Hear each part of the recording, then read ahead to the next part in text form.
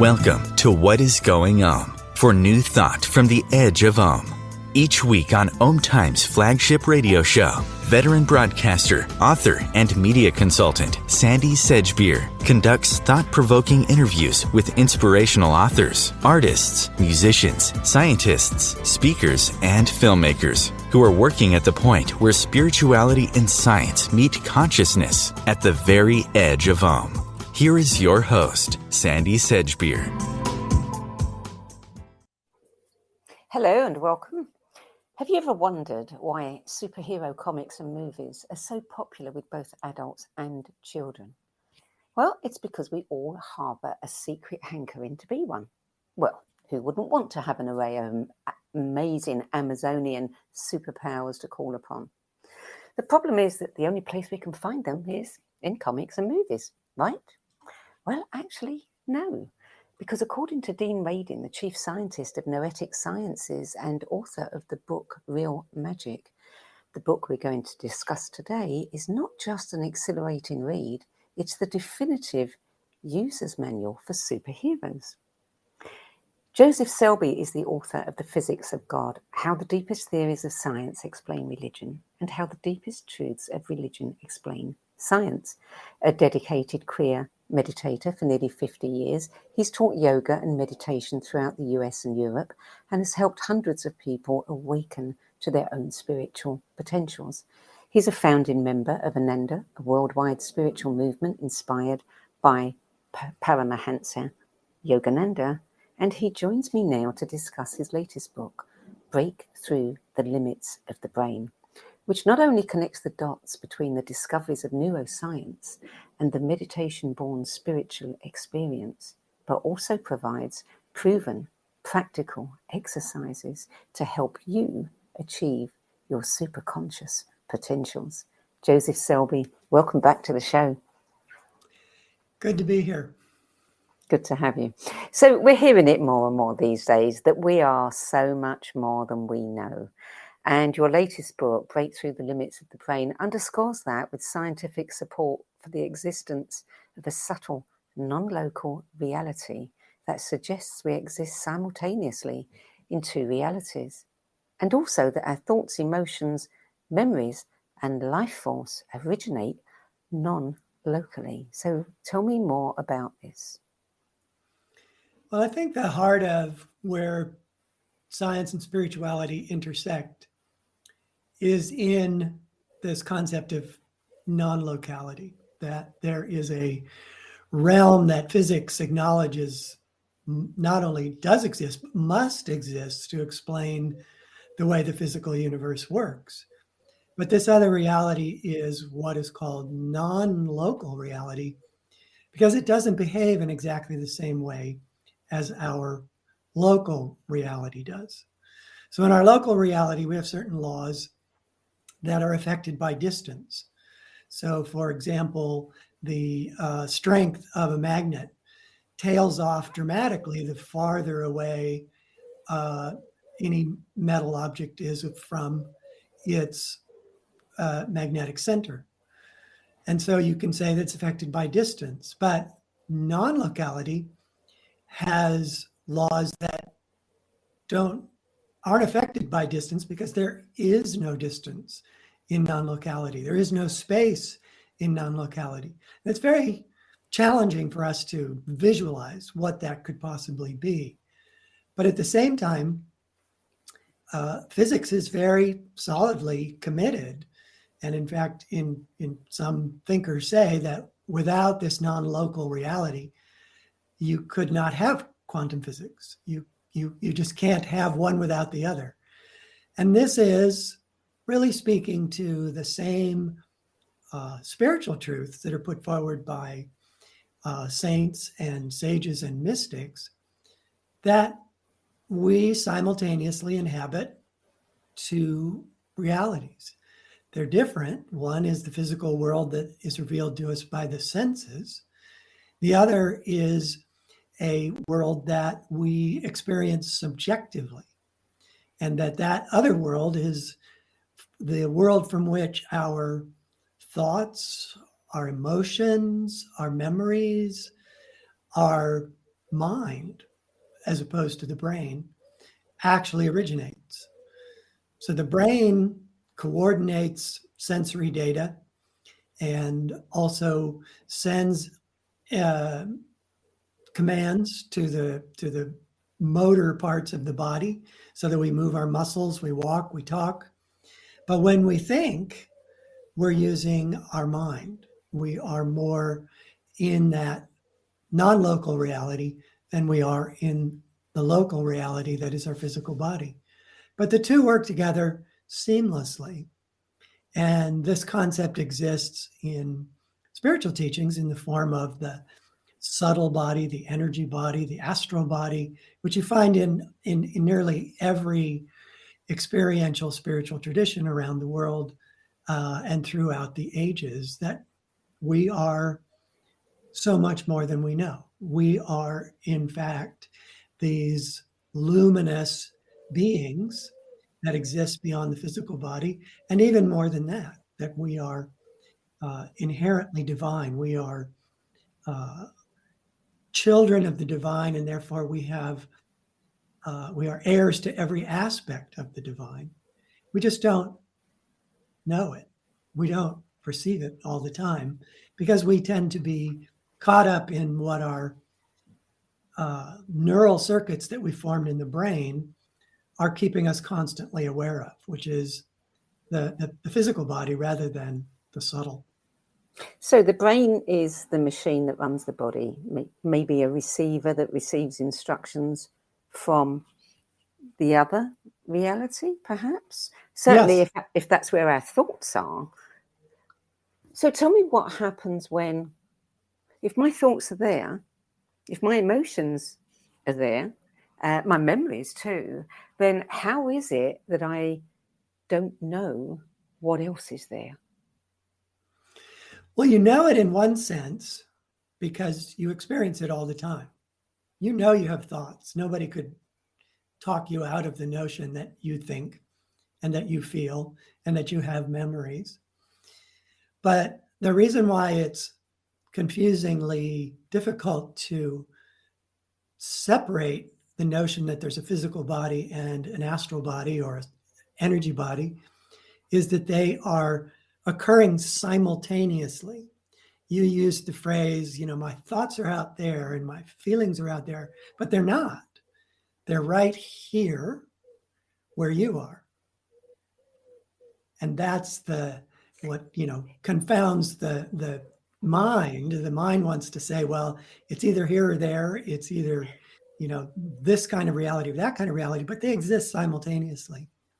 Mm. And so we have all these subjective experiences that are, even though we call them subjective, science that likes objective realities is a little bit dismissive about the actual reality of subjective experience. They say, well, it's fuzzy and it's different from different people, but that doesn't deny the fact that it's very much a major part of who we are. If we didn't have our thoughts, if we didn't have our feelings, if we didn't have our memories, what exactly would be left? It's difficult to conceive. Well, many people face that, don't they? They don't have their memories. Yeah. So extreme brain damage can eliminate memories because that intricate relationship between brain and mind, between local brain and non-local mind is complex. I describe it in my book as you have neural circuits that act like preset buttons on a radio. So if you have a radio set up and it is programmed to give you the stations that you tend to listen to most often, all you have to do is press a button and you're listening to that radio station. So we have circuits in our brain that effectively stimulate trains of thought or trains of memory or the experience of emotions that happen automatically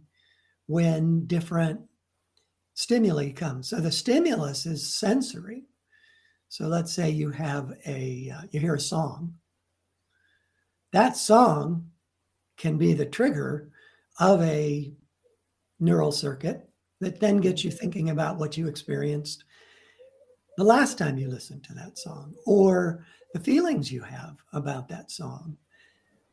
So you have both things happening simultaneously. You have a local experience triggering a non-local experience. And then, as you said yourself, you can have non-local decisions that tell the physical body what to do. So it's a seamless, intricate, amazing connection between the two, but very much a real one. I can understand entanglement. I can understand a lot of things. What I can't understand is if you know, there's so much that we can access. If we can get beyond the limits of the brain, there's so much, and this is what your book is all about. There's so much more that we can access. Superconsciousness. What happens when, in cases of when someone has a heart transplant, and we hear about them having the likes and the dislikes of the other person's heart, or maybe even a memory? What is happening there? Is that entanglement, or is that something else entirely? Well, I think it speaks to entanglement, whether entanglement is a specific phenomenon. The more general phenomenon is when you have coherent and decoherent states of matter. So when things are entangled, they're in a coherent state. So that means they exist more, specifically in the energy world of non-locality, and they haven't taken a specific physical form yet in the physical world. And so they haven't decohered. They haven't lost that deeper connection that they have in non-locality yet, because they haven't been observed. So matter in general can be in coherent states that aren't necessarily entangled. You can have multiple, even thousands of molecules that are in coherent states. We see this in photosynthesis, that the amazing efficiency of photosynthesis is because the chlorophyll molecules remain in a entangled, coherent state, and they can pass the energy on from the sun to other parts of the mechanism for storing solar energy in plants in a very efficient manner. And so there are states where they're decoherent, essentially in an energy form, and then they become less coherent and finally decoherent when they cease doing that channeling of the sun's energy. So entanglement is one expression of coherent states. So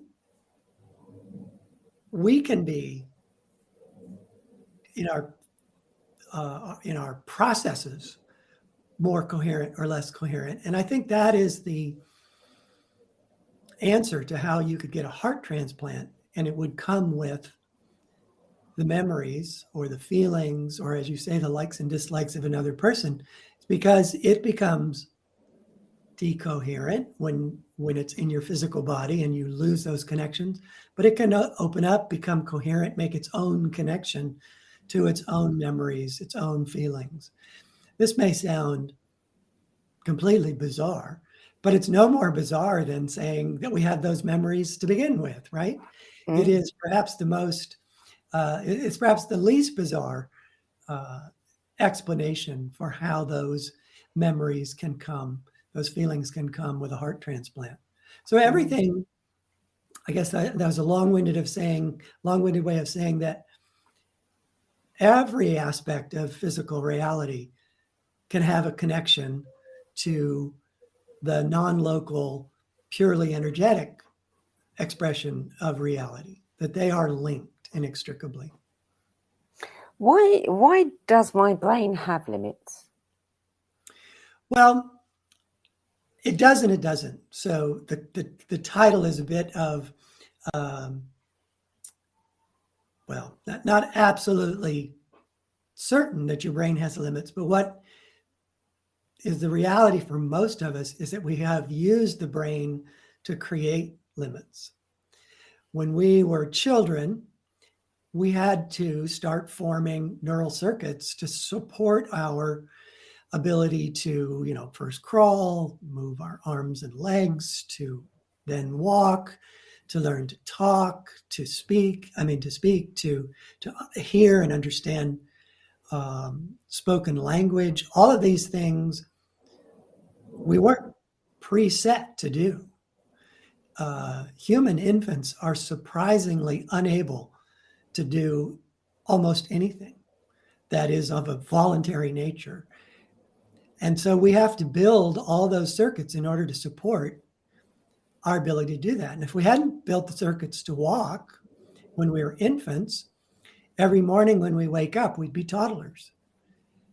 It's a very, very complex process to walk. It involves thousands of signals going to hundreds of muscles in a coordinated fashion. And we do it every day without thinking because it is automatic. Well, the programming that we did, the wiring of the brain that we did by creating all these circuits, neural circuits, is not limited to physical activity. We also have created neural circuits that support emotional reactions, that trigger trains of thought, and that keep us involved. This is especially where the wiring starts to become a limitation, is that we do thousands, millions of these circuits so that on our ordinary waking day, we are only aware of things that are happening from sensory experience, triggering the thoughts that are connected to sensory experience. And I liken this to being like a fireworks show, because one neural circuit will trigger another neural circuit, which will trigger another neural circuit. And so we're constantly in this reactive mode that is totally focused on the senses and the world that the senses reveal to us.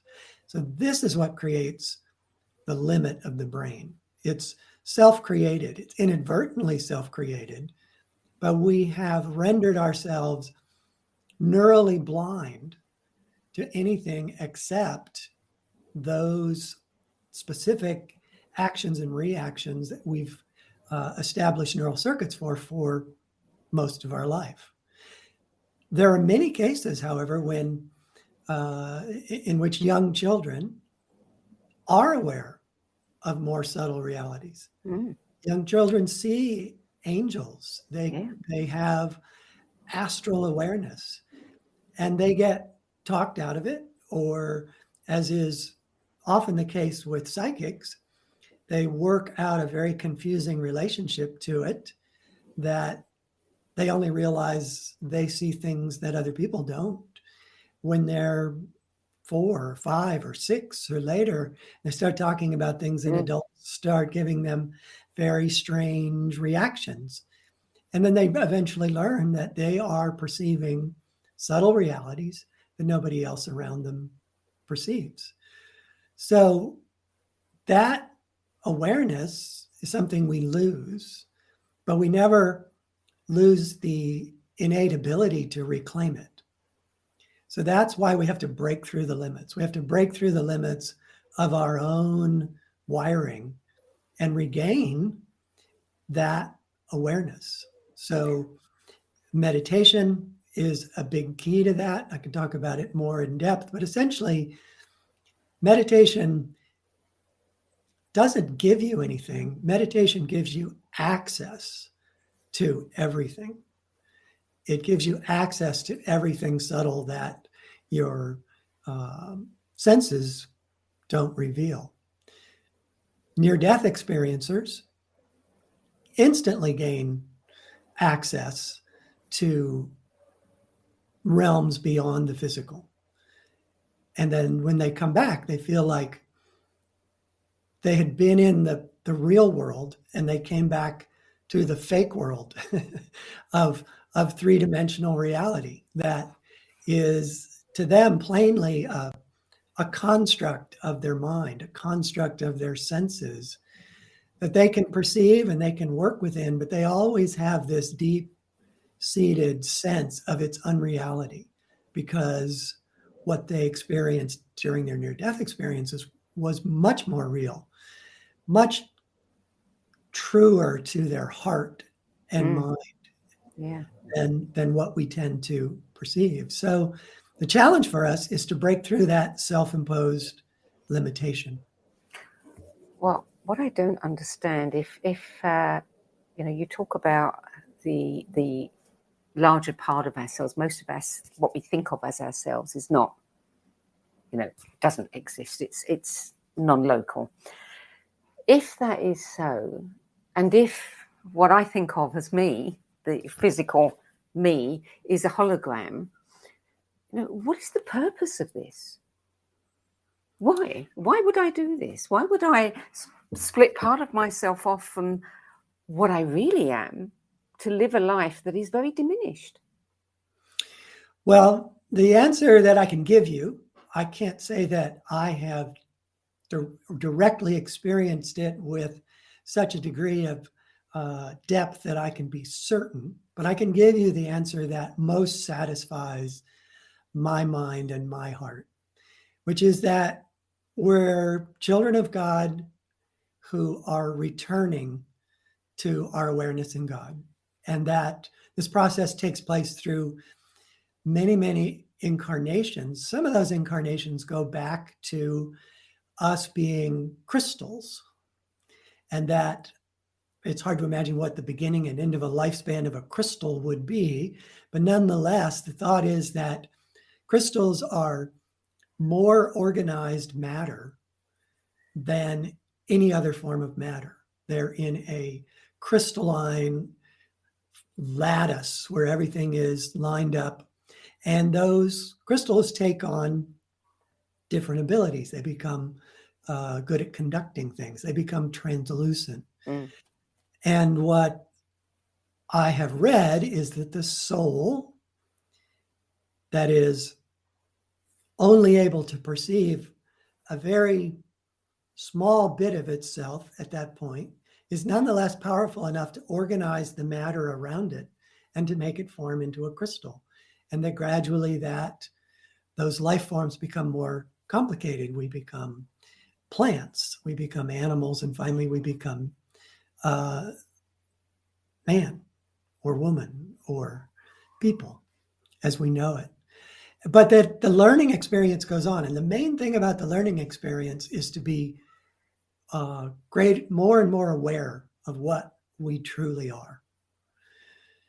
And that takes a lot of experimentation, especially when we become people, because there's a whole range of things we can do to figure out who we are and what we can do. And there's a whole range of mistakes we can make in figuring that out. But that gradually, inevitably, we're going to learn more and more about what we truly are. Well, if we do not break through the limits of the brain, if we do not access that larger part of ourselves, that greater reality, would you say, wow, that's a missed opportunity, Well, everybody gets to make that choice. I would personally think it's a great missed opportunity. If you are interested and you see the possibility, I would really encourage people to take it, to experiment with meditation, to experiment with directly experiencing realities that are beyond what the senses alone can tell you, because it's wonderful.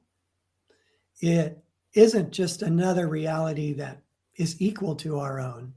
It's another reality that is deeper, that is more joyful, that is a truer source of happiness, a truer source of feeling loved and being able to therefore then give love, that the experience more than pays for the time and energy it takes to access it. But you've been doing it for 50 years. The experience is worth that 50 years work? I didn't have to wait 50 years to experience it. If I had, I honestly, knowing myself, doubt if I would still be meditating. So there were instant payoffs in meditation.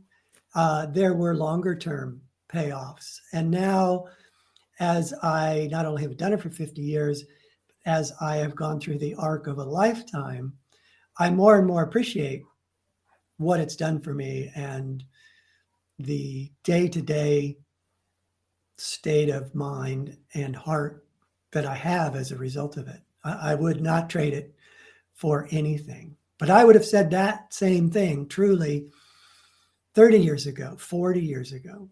I wouldn't have traded. It just gets better, but it's still highly expansive and life-changing.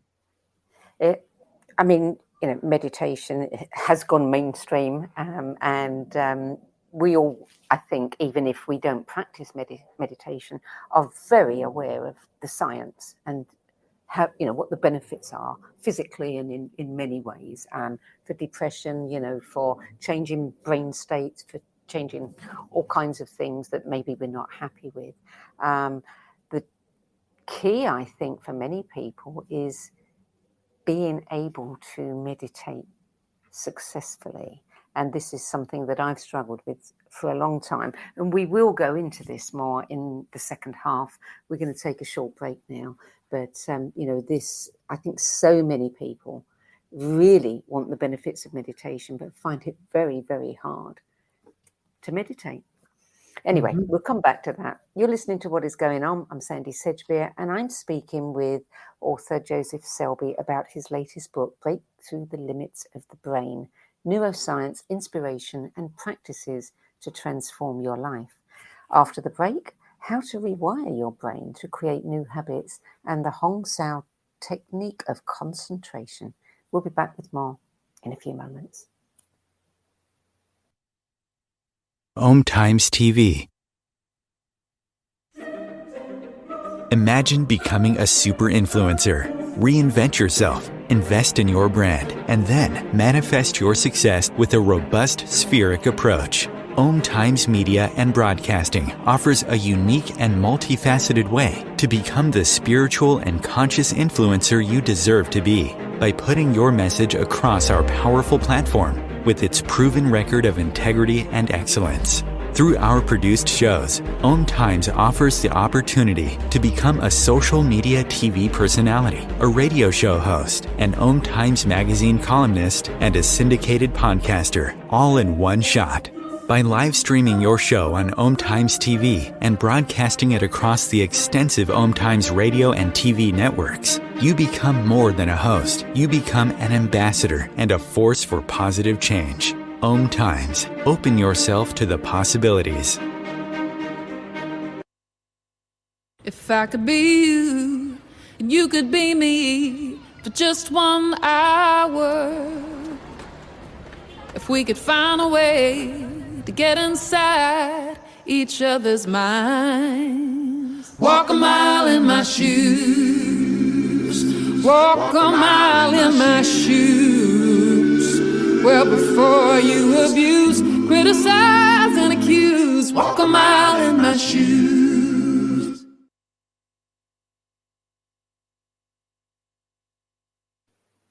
Welcome back. Joseph Selbie, it seems that saints, sages, near-death experiencers and meditators get to experience this greater reality. And if we're none of those, we don't, which, is very upsetting. What can one do if one really finds it very, very difficult to meditate, to experience that greater reality?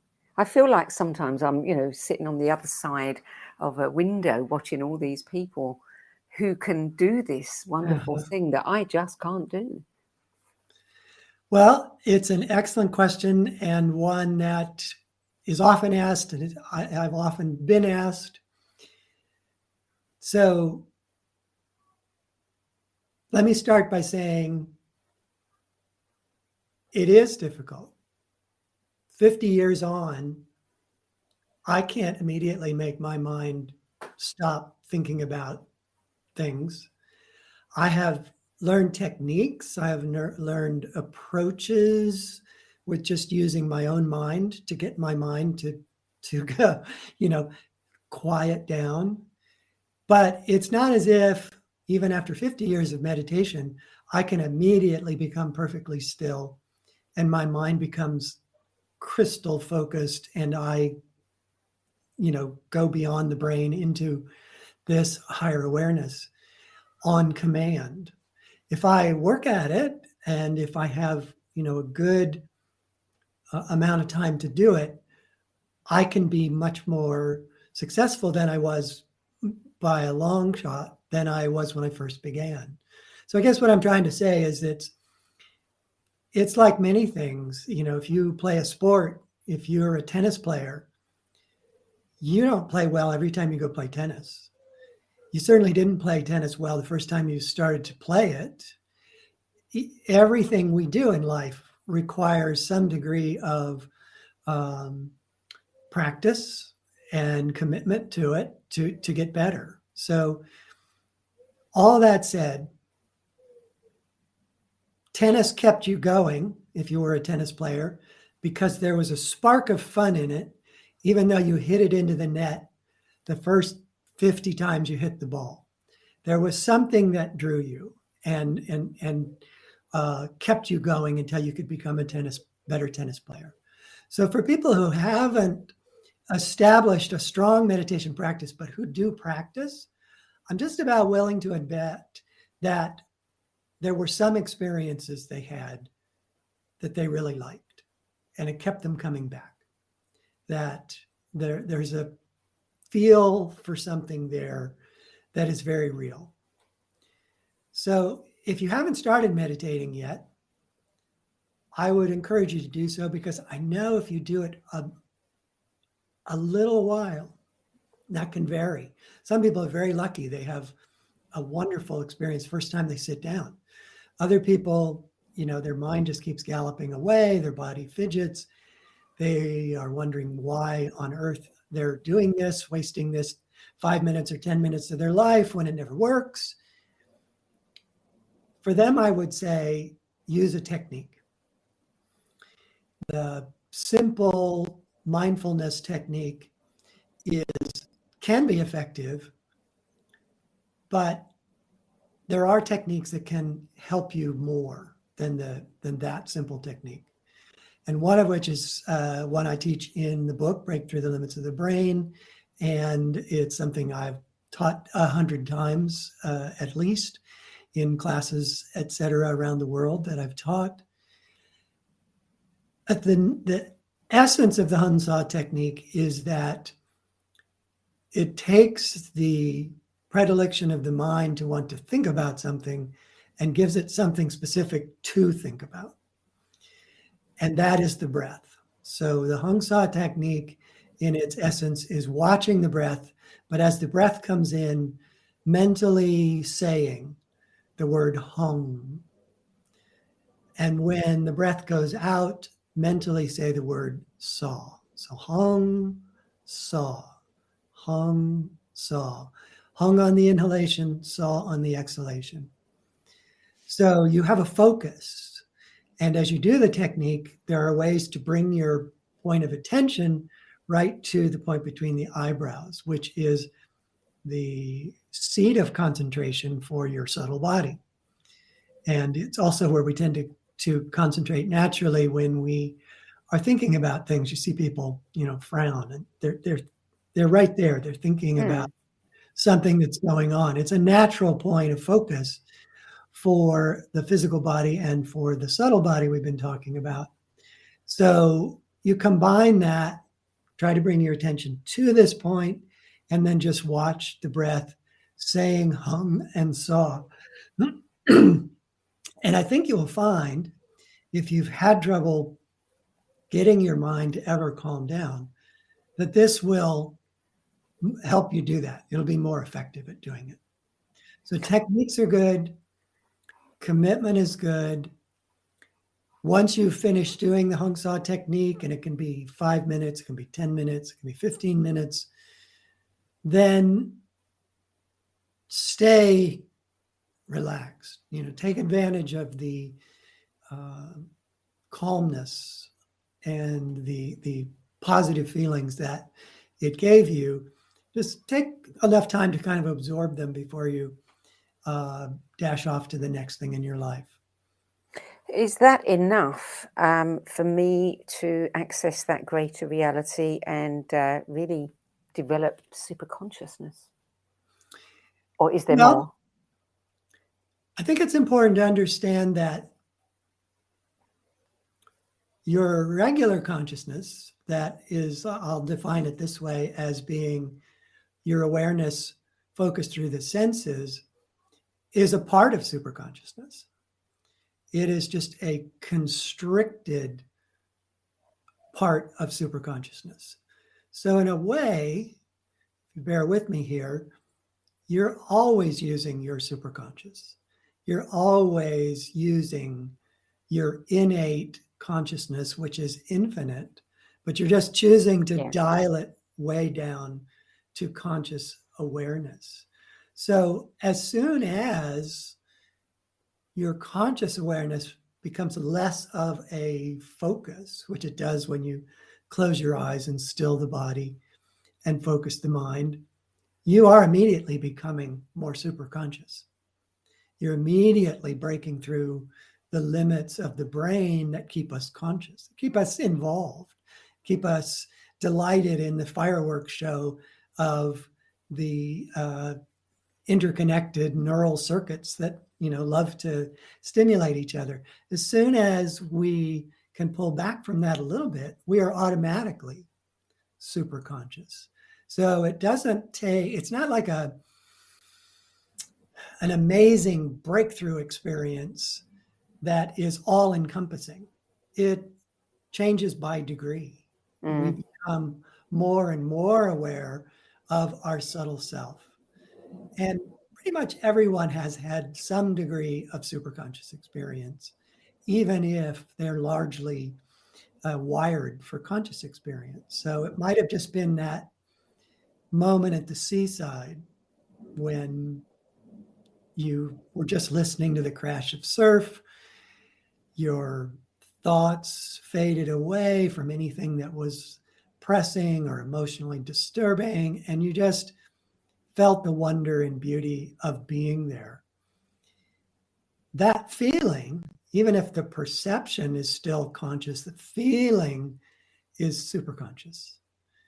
And everybody has had intuition, where a thought comes to you like just seemingly out of the blue because you hadn't done a typical step-by-step rational process to have that thought, but it comes to you, and it's not only does it come like as if some random chance, but it fits something you were concerned about or wanted to know about or wanted an answer to. A lot of times, personal guidance is all about following those subtle, intuitive thoughts of what we should do next or how to deal with a situation, perhaps a trying situation.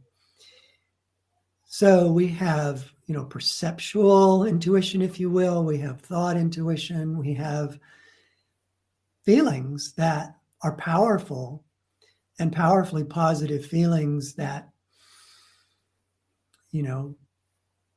open our heart to loving somebody else or to being helpful to somebody else at a time when they really need help. These are all part of our super conscious nature. We take them for granted because we do have this 1 foot in subtle reality and 1 foot in the physical body reality happening. But most of what we are, if you will, exists in this greater superconscious reality. So it's not as if we never experience it. It's just that meditation helps us gradually experience it more and more and more. And the deeper you go into meditation, the deeper that experience. When you talk about, having one foot in this greater reality and one foot in another reality, you often refer to it as heaven. Why heaven? Well, I started by talking about non-locality as being one of those fundamental concepts in physics that intersects with spiritual teachings, the especially experiential spirituality teachings. Well, one of those core teachings in experiential spirituality is that when we die, we live solely in our subtle energy body, our astral body, and we leave the physical body behind. And near-death experiencers say that same thing, is that when they died, they were fully in their astral body. But they're also in the heavens. They're also in a reality that is bigger than just their astral body. They interact with other beings who are astral beings. They interact with many, many realms that they can move to by just almost by thought, that don't require travel as we understand it. And these are the heavens. The many near-death experiencers refer to them as the heavens. And this is the way the heavens are described by the saints and sages. So they fit into this concept of non-locality, and in certain theories of physics, like M theory, there is a very deep intersection between those two things. So to say that we have a astral body and a subtle astral body, and a physical body working together means that the majority of us exists in this heavenly other realm all the time. That's why when near-death experiencers flatline, or whatever it is that is the death experience, or measuring the death experience, they're instantly there. There's no, there's no travel time. As one near-death experiencer put it, it's just like you change frequencies on a dial, and the dial is flipped, and there you are in this higher frequency. But there you are simply means that you are now fully aware of it. You are always there. Yeah. Anyway, because of this, two-sided nature of us. So that's why our one foot is in heaven, is because that's what the heavens are. They are the subtle reality, or part of the subtle reality that that we can tune into and will go to at death. The book offers a lot of proven practices and techniques, and we talked about the concentration one, the meditation technique. One of the things that interested me is it also talks about introspection, affirmations, energization exercises. The affirmations got my attention. There has been so much about affirmations, in the past 30, 40 years, and many people have lost faith in them because they've been kind of, they've been hijacked to a degree, and they've become a little bit trite. Reading what you were saying about affirmations, I decided to buy the book, Yogananda's book on affirmations, and they were quite different. Do you think that we have to do affirmations in a specific way, and just follow the way his are laid out, because they're very hard to memorize, some of them, and if you're reading them, then you're really not giving them 100% of your attention, are you? Right. So what's your thought there? Well, let me take one step back and then come back to what specific affirmations you might want to use. I think the reason why affirmations have, in fact, sort of fallen into disrepute, or people, as you say, have lost faith in them, is because an expectation has been created that all you need to do is a handful of affirmations, and whatever it is you're affirming will become a reality in your life. And most people discover that it doesn't become a reality in their life. And so they say, well, affirmations don't work. Well, there is a method to doing them that most people don't follow. Whatever system of affirmations you are drawn to, or wherever you have run into affirmations that you like, you will probably find, if you go deeply enough into those systems, that they need to be repeated until you believe them at deep levels. That you really need to get heart and mind together, believing whatever it is you're saying. And if it is a challenging belief for you, you need to be realistic about whether you're really ready to not believe that. You can't just magic it by saying an incantation 10 times or even 100 times. If you really believe it deeply, then you're probably going to stick with the belief that you have. Even if you emotionally don't want that belief anymore, you have to be realistic about what you do believe. So what I recommend with affirmations is that you combine the process with introspection. Look at what you do every day. Have a time in your day where you stand back from what happened in your day and ask yourself a question. So perhaps you're having trouble with feeling unsafe or easily triggered to be angry, or just everything adds to your stress. At the end of your day, when you've got 10 minutes, 15 minutes to think about it, ask yourself, well, what happened today? What threw me into not feeling safe, or not feeling loved, or not feeling relaxed? Just pick one of those. Don't pick all of them. But let's say we're going to pick not feeling relaxed. What is it that triggered it, that made me not feel relaxed? And just get to know the response, not trying to figure out how to overcome that trigger. Just get to know what really gets you going. And if you do that for weeks, you'll begin to see a pattern. You'll begin to see that there are certain things that really make you feel stressed and take away your relaxation. And if you can boil those down to a particular thing, and maybe it is that you don't feel safe, maybe it is that you don't feel loved by others, or you don't feel supported by others, find that pattern. Maybe there's multiple patterns, but find the one that is of particular power in your life. And then look for an affirmation that is the antidote.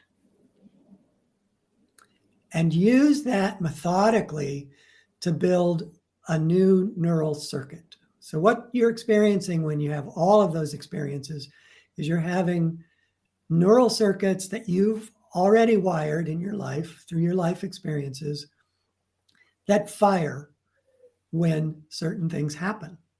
And we all know this, we talk about, well, it's like they pressed a button. And in a very real way, it is like they pressed a button.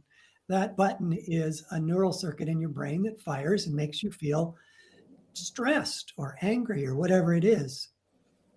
So just accept that you have wired yourself in these patterns. And if you really don't want that pattern anymore, then you need to wire a new pattern. You need to be deliberate about it. And so affirmation can become a really powerful tool. Find an affirmation that let's say it is that you feel unsafe in this world, that everything makes you feel like it's out to get you. find an affirmation that affirms your deeper divine safety. And that affirmation may just simply be, I am surrounded and loved by the infinite in all things in my life. You may not believe that. You may believe it intellectually, but not truly believe it, because on an emotional level, you're still not feeling safe.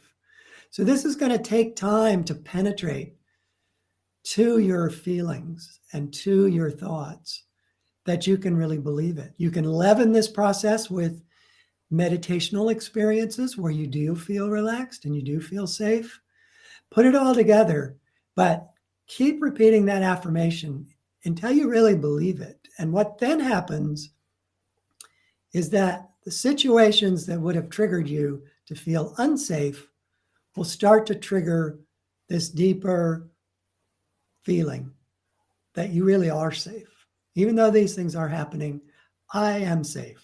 There's nothing really that can get to me, because I am beyond all these superficial things that are happening in my life. I am much more than I know. I am this subtle reality beyond the physical.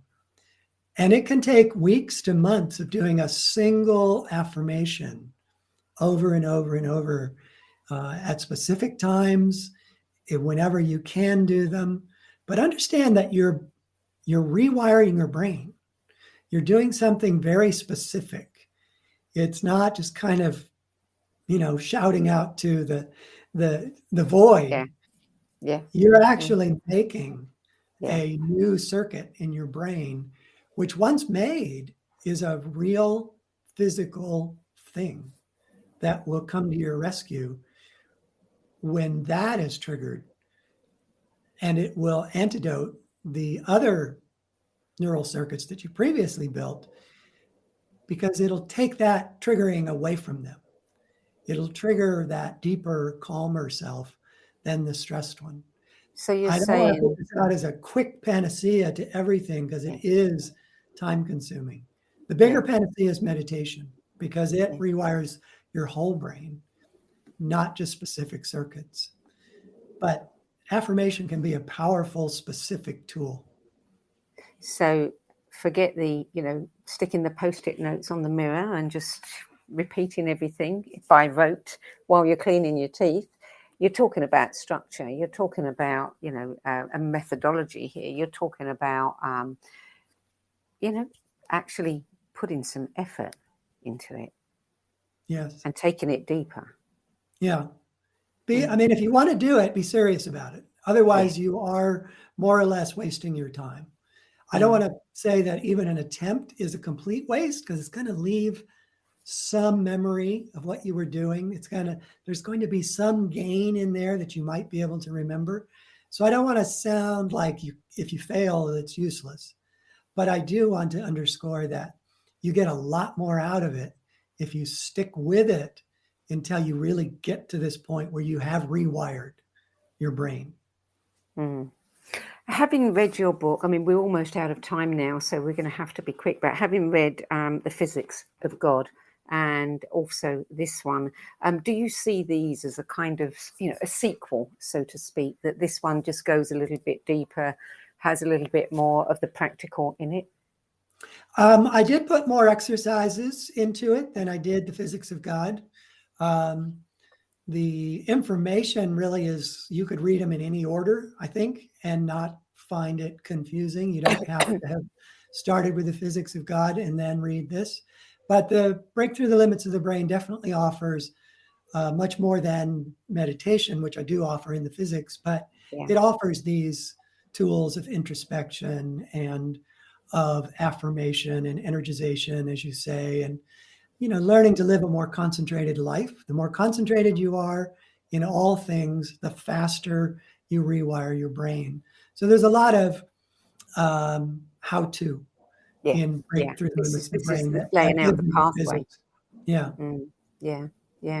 Yeah. I think for me, The Physics of God was, here it is. Here's the big picture. Here's the whys and the evidence and everything else. And there's a little bit of, you do talk about the meditation there, but this one is definitely laying out a pathway for people like me who do want to go deeper and have some of that greater experience.